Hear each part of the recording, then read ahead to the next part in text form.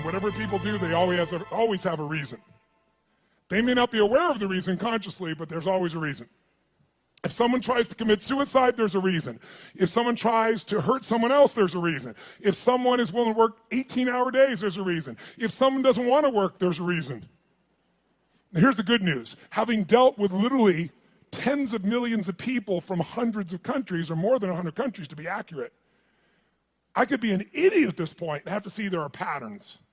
There are patterns that'll make you angry and patterns that'll make you sad. There are patterns that'll excite you. There are patterns that'll make you grateful. There are patterns that'll make you completely worried all the time. There are patterns that'll make you feel so absolutely certain you can run through an effing wall. Once you know what the patterns are, you can get rid of the ones that don't work and adopt some of the ones that do more often. And that's a good part of what we're going to do the next few days to give you perspective.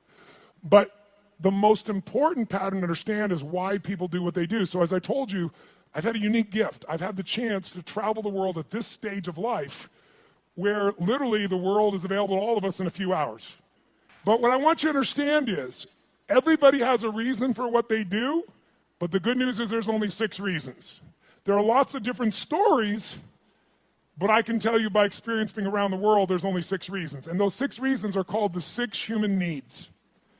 And I'm going to walk you through these. Now, I need you to manage your state for the next few minutes because we're going to go a little deeper on content, but we're going to do it only so in the future for the next 3 days when somebody stands up, you're going to look at them and you're going to go, what's driving them? And I'm going to ask you, which of these needs are driving them? Because once you know what drives somebody, you know how to meet their needs. Or you can predict their behavior and see whether or not they're the right corporate match, personal match, intimate match, because you have to understand it. So what are these 6 needs? They are not goals. They are not desires. If you travel with me around the world, you'll see every culture has different goals. Everybody has different desires, but we all have the same needs. What are they? Number 1 is the need for certainty. Certainty. Now, what the hell is certainty? Certainty is a survival need. We all need to feel certain that we can avoid pain and that ideally we can have some comfort. Why? Because continuous pain would mean continuous damage. Continuous damage eventually means death. So the need for certainty is built into every human being, and I'm going to show you now in the next few minutes, if you stay with me, and I really need you to, so make sure you sit up in your chair and focus on this area, because after this we're going to kick in gear again, but right now you got to take this in. It'll be so valuable, not just for this weekend, but for your life. All human beings have the same 6 needs, so why do we behave differently? Because the only thing different in people is 2 things. We all have the same 6 needs, but we don't value them equally. Some people, certainty is the number 1 thing they value. And if they're certainty driven and you try to change anything, they freak out.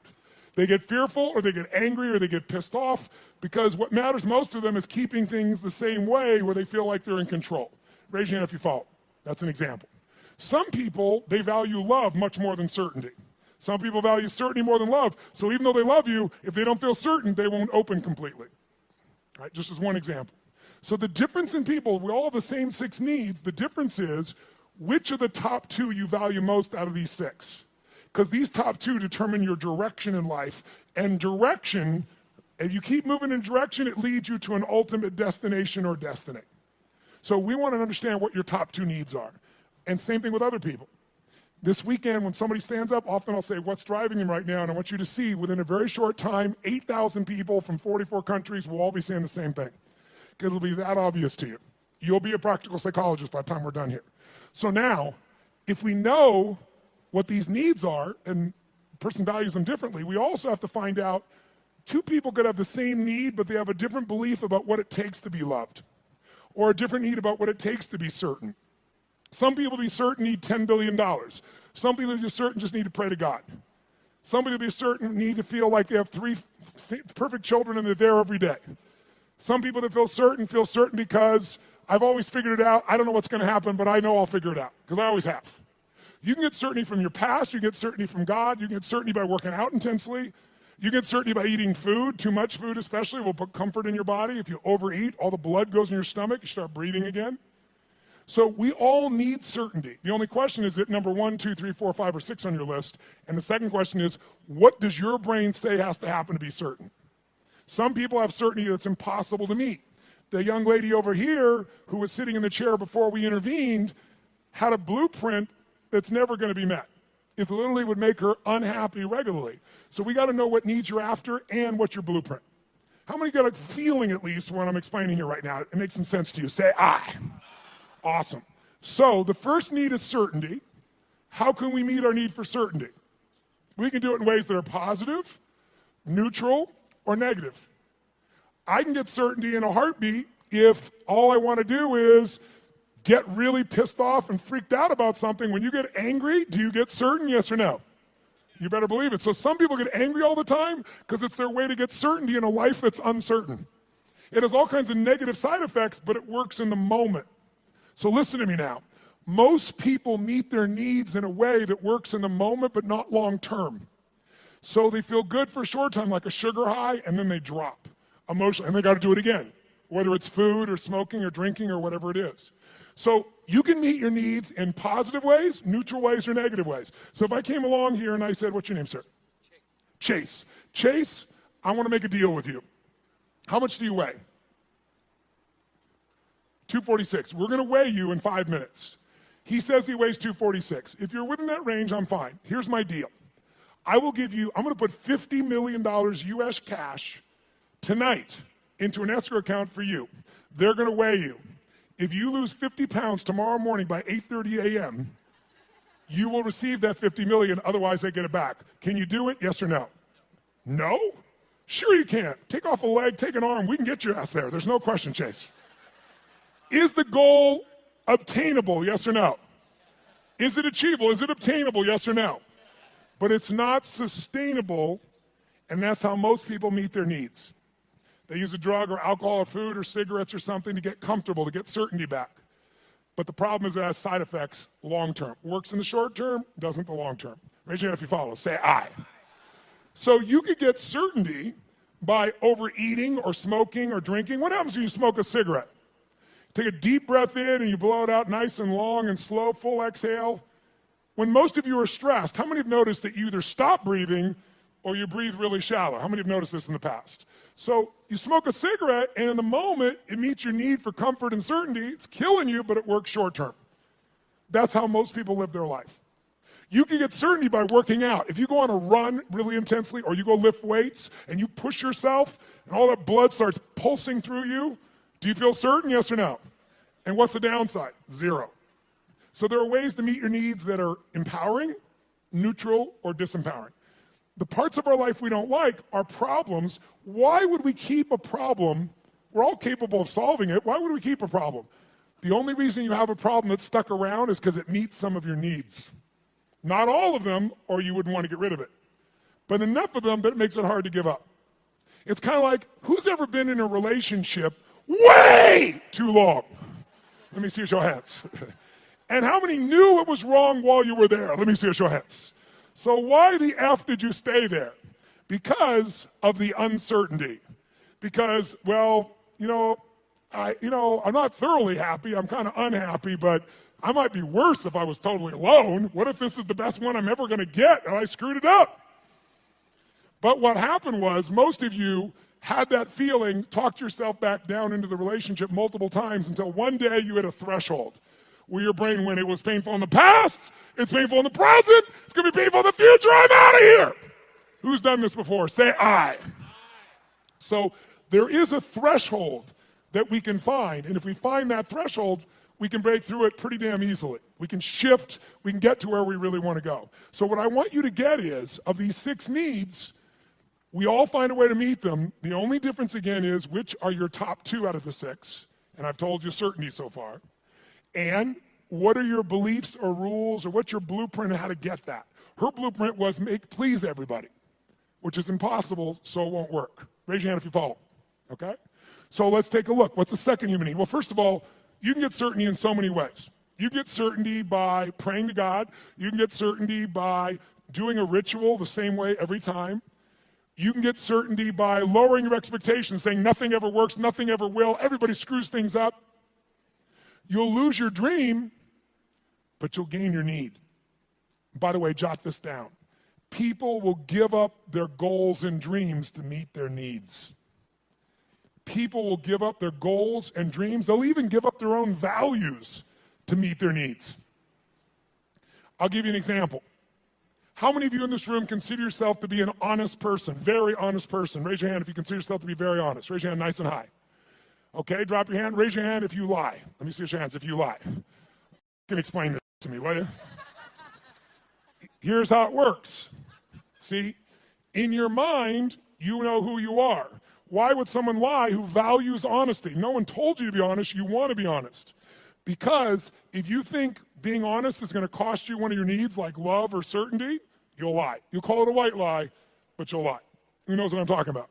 Now, there's some people that never lie because they value certainty of always telling the truth so much. Right? It has to do with their rules or their belief structures. Does this make sense? So tell me something. You can meet the need for certainty so many ways, right? So here's the question. You can go ahead. Here's the question. What if you were certain every moment of your life what was going to happen before it happened? What if you knew what people are going to say before they're going to say it? What if you could feel what they're going to feel? What if you knew every moment before it happened what people are going to say and do? In the beginning, that would feel really exciting. But after a while, if you know what's going to happen, when it's going to happen, how it's going to happen, tell me what you're going to feel after a while. What are you going to start to feel? Tell me. What? Bored out of your mind. That's why God, in her infinite wisdom, gave us a second human need. And that second human need is uncertainty. We have a need for uncertainty. We have a need for surprise. We have a need for variety. In fact, what's the phrase? Variety is the what of life? Spice of life. Now, how many of you in this room, raise your hand, how many of you in this room love surprises? Raise your hand if you love them. Say I. Bullshit. You love the surprises you want. The surprises you don't want, you don't want. You call them problems, don't you? So don't tell me you like surprises. You like the surprises you want. Here's my point. Can you meet more than one need with the same action or emotion or belief system? Yes or no? Write this down. Anytime your mind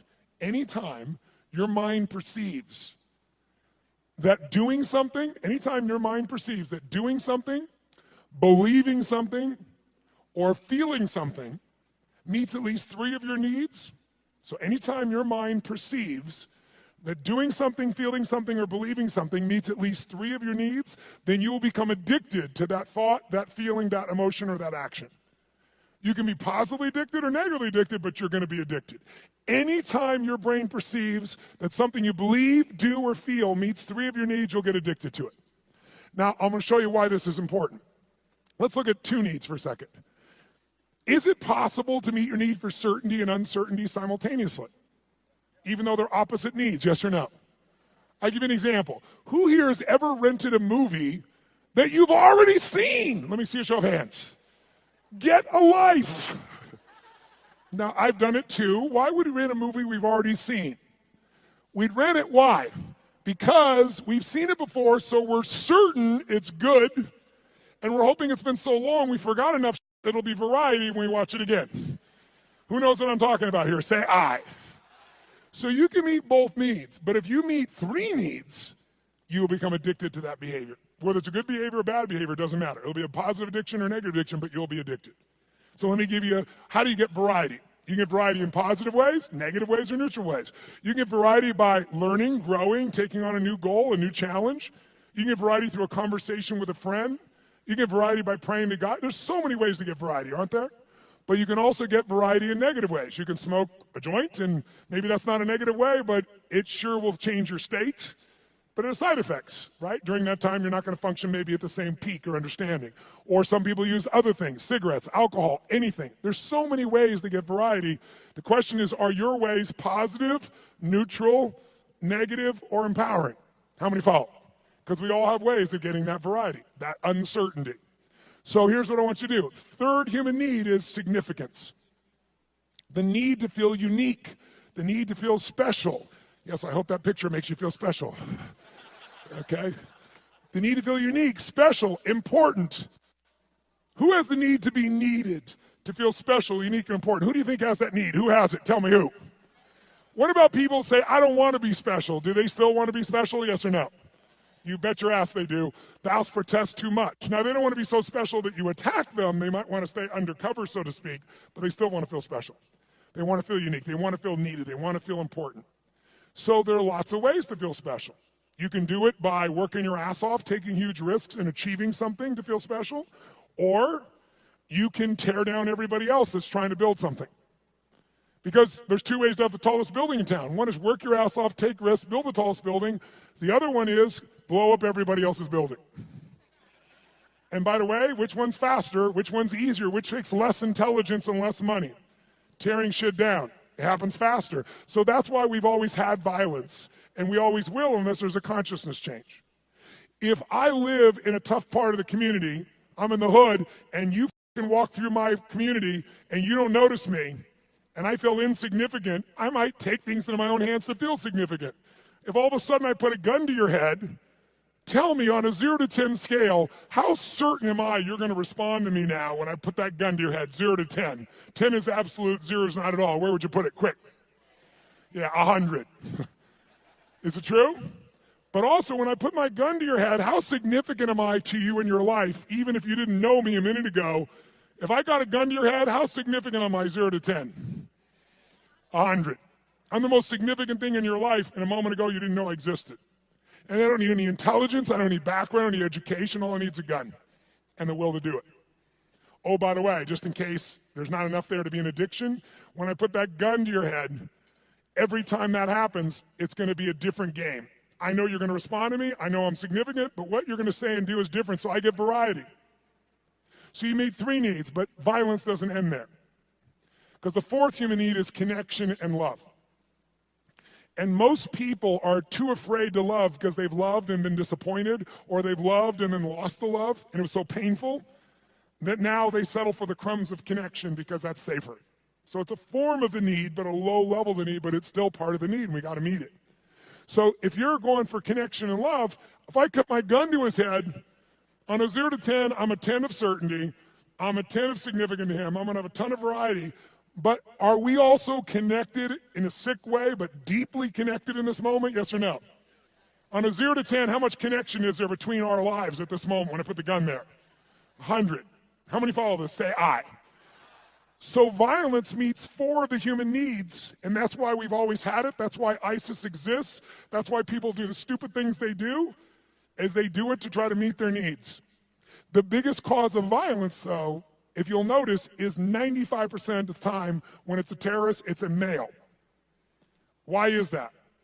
Because in the human nervous system, if you're masculine, testosterone is probably large in you. Whether you're a man or woman, if you're more masculine, you got a lot of testosterone. Testosterone is about dominance. It's about significance. It's about domination. And the higher that is, the more they want it. If they look at their life and they're not dominating, and they get really frustrated, they'll do a final act. Men will die for significance. Women will die for love. Now, some men will die for love too, so you know. But biochemically, a female is wired to be able to nurture and to support human beings. We wouldn't exist if it wasn't for every woman in this room, because we all came through one and we wouldn't exist. There's no man that can make this happen. But the women have, and the reason is because they have that connecting power as their strength. Now, can any man become more love-driven? Yes. Can any woman be more significance-driven? Yes. But our biochemistry leads us that way, which is why a terrorist will come up and do what they're doing and kill someone, because all they give a shit about is domination, is that I'm significant. And they want certainty in a world where they feel uncertain. And they want variety in a life that is incredibly boring in the middle of the fucking desert where there's nothing. And no one's working, where you got 30% of the population unemployed. What am I going to do, work at McDonald's or go kill people? Kill people feels more exciting right now. How many follow what I'm talking about here? Say I. Now, can you get significance in positive ways? Of course. You can be significantly more generous than anyone else, and that generosity gives you a sense of significance because you know you're really a giver. You're not trading, you're not exchanging, you really are giving. And it makes you feel full. It makes you feel significant because you know the truth. No matter what you tell people verbally, you know what's true inside. And no one can mess with that. You can get significance by the way you dress. You can have significance by having more tattoos and earrings in more locations than any of us want to know. But the bottom line is you can know more about box scores and sports to be significant. Everyone finds a way to be significant. Most people find a way to be significant by having a significant problem. Why? Because if I'm really successful, you might like me for a while, but after a while, most people get annoyed with someone who's always happy and successful. Easy for you! Who knows what I'm talking about here? Raise your hand, right? But if you got big-ass problems, who's going to be upset with you? You're not competing with them. So you have huge problems, you go, oh, I understand. But if you're doing really well, it's like easy for you. So most of us unconsciously learn to create big problems as a way to connect because it's the safest way to connect and not be rejected. Some of you do it like she does by trying to please everybody all the time. Thinking if I please you enough, then you'll come to me. You'll give me what I'm really wanting too, which is what she wants. But it doesn't work that way. It works sometimes, but not all the time and not even the majority of the time. How many follow here? Say I. So we have what needs so far? Number one is, nice and loud, number one is certainty. Certainty you can be comfortable. You can avoid pain. You can survive. You can be comfortable. Second human need is the need for uncertainty. Also need for variety or surprise. What's the third human need? The need for to feel unique, to feel special, to feel important. Who has that need? Who has that need? Everyone. And the fourth need is the need for connection, and most people settle for connection because love is too scary, because they loved and it was so wonderful and it went away and they don't want that pain anymore. So they want love, but they settle for connection. So if you can't get love or connection anywhere else, buy a dog. Don't get a cat, they're independent, get a dog. Is it true? You could be the dumbass owner, you can not even feed them, you can leave for 5 hours, you can leave for 5 minutes and it's like you've been gone for 6 months, they're so excited, right? So anyone can feel connection and love. You can do it through prayer, you can do it through good gifts, you can do it by dressing special, you can do it by having big problems. The only question in life is not whether you're gonna meet your needs. The only question is how. And is it obtainable or sustainable? Is it empowering, neutral, or negative? And if you want to change your life, willpower never lasts. But when something meets more of your needs, it's effortless. If you want to know what the biggest addiction is in our culture, it's not alcohol, it's not some form of prescription drug, it's not an illicit drug, it's problems. Because problems allow us to try to deal with our deepest fear that we're not enough and we won't be loved by saying, it's not me, it's this problem. It's just that I have ADHD, it's just that I've been through this, so most people meet their needs through problems. Unfortunately, they don't meet their deepest needs, because up until now, we've described the first 4 needs, which are the basic needs of your personality. But everyone, by the way, finds a way to meet these first 4 needs. Even if you have to lie to yourself, if you got to work 20-hour days, you will find a way to meet your need for certainty, uncertainty, significance, even if it's just you have worse problems than anybody else, connection to yourself, you will find a way. But the final 2 needs are the needs that create fulfillment, and they are the spiritual needs, not religious, but spiritual. The 5th human need is growth. We've already said it. We grow or we what? There's no way around it. If your business isn't growing, it's dying. If your relationship isn't growing, it's dying. There are no plateaus in this life. Who's with me here? Say I. So growth is life. And if you want a one-word key to happiness, I'll give it to you right now because it's real obvious having worked with millions of people. Progress equals happiness. If you're not even where you want to be, you're still overweight, you're still financially struggling, you're still not where you want to be in your career, but you start working out. You haven't lost the weight yet, but you start feeling better, you start making progress. Or you start to change that business. Still not there yet, but you're making progress. Or change that relationship, or change your body, or change your health. Anytime you start making progress, your happiness will go through the roof. Anytime you achieve things and you don't set up something new to go for quickly, you'll lose momentum, and in a short time you won't be so happy. Because the law of familiarity will come in, and this thing that once was this big dream will now just be something that you're used to. So the purpose of a goal is not to get the goal. The purpose of a goal is who we become to achieve it. What you get will never make you happy. Who you become will make you very happy or very sad, depending upon how you approach it and what you do with your life. So our approach here is we want to grow. And then the sixth human need is the need for contribution, the need to step out of ourselves. See, how many of you in this room, when something great happens, how many of you can't help yourself, you immediately want to share that with somebody you love? How many immediately that's your first thought? Say, I. Why? Because you can only feel so much yourself. I don't care if it's sex, drugs, rock and roll, whatever it is, there's only so much pleasure you can internally have. You want to share that concert with someone. You want to share that experience with someone because by sharing it becomes more. It's more than just you. Growth and contribution are our fifth and sixth needs. They are our spiritual needs. They are the needs that fulfill us. Everybody finds a way to feel somewhat certain, some variety, some significance, even if they got to tear people down, some connection. But very few people grow continuously and contribute continuously, which is where all the joy is. How many follow here? Say I. So we're going to make a couple distinctions. But first of all, can you meet somebody and in a few minutes start to pick up which needs might be driving them most? Yes or no? Yes or no? Of course you can. In fact, I'll give you an example. I was flying, I don't know, this was probably 5, 6, 7 years ago. I was flying this small plane across the country, and I was being the pilot.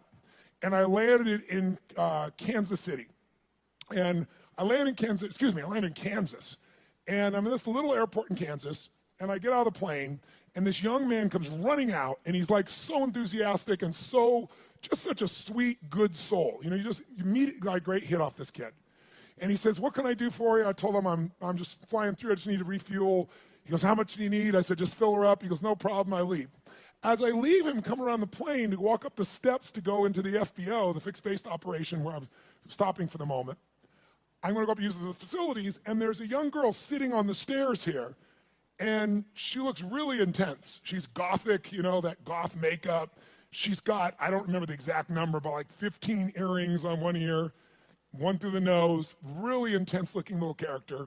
So I noticed her on the way in, and as I walk up the steps, I walk by her and go inside, and when I came back out, the steps are really wide, so I sat on the step just beside her. She's like one person away, and she looks at me and goes, what do you want?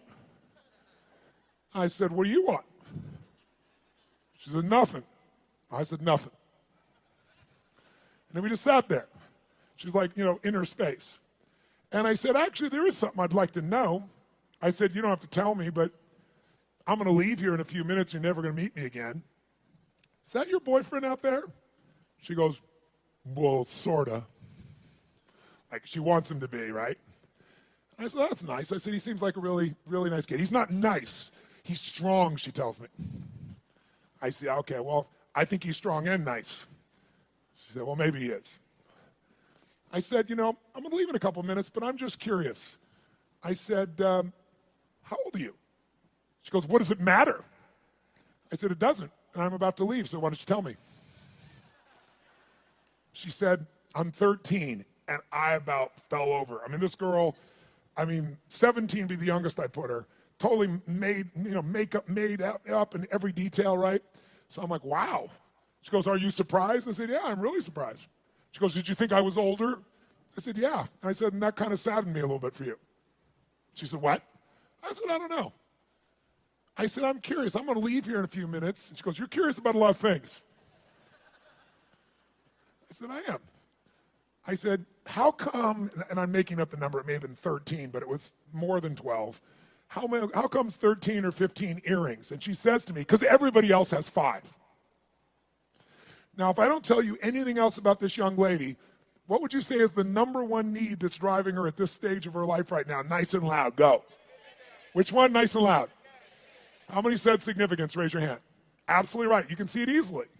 But people are driven by more than one thing. And as I'm watching her in this really tough-ass approach and thinking about how she's adapted to be unique and significant, I look down and I see she has a keychain, and it's a Tigger keychain. You know Tigger, the Disney character, Winnie the Pooh Tigger. And I go, cool keychain. And she goes, yeah. And all of a sudden I saw a little girl there for a second. And I said, Tigger, I said, where'd you get that? She goes, well, my dad got it for me. And all of a sudden there's a 13-year-old girl there. It's totally amazing. And I said, really? She goes, yeah, I really love Tigger. I even have Tigger curtains, and I have a Tigger sheets. It's embarrassing, but I love Tigger. So tell me something. This woman's need, she meets her need for significance by doing what? being gothic, being different than everybody else, 15 earrings, tough ass, makeup, but she's still a little girl and she has another need called certainty and comfort. And where does she get that? Tigger and her dad. And you can see it right there in front of you. After this weekend, you will never see the world the same way if you stay awake. Instead of seeing people's behaviors, you're going to see their attempts to meet their needs. And when people do stupid things, they're just starving to meet their needs and they're finding something that isn't very effective, or it's effective short term, but hurts them long term. And because you've done this, you can have compassion. How many of you have something on your list, more than one, where you're doing dumbass things to meet some of your needs, and even though it doesn't meet all your needs, it meets some of them, and so you keep doing it? Let me see your hands here. Say, I. So we want to shift that.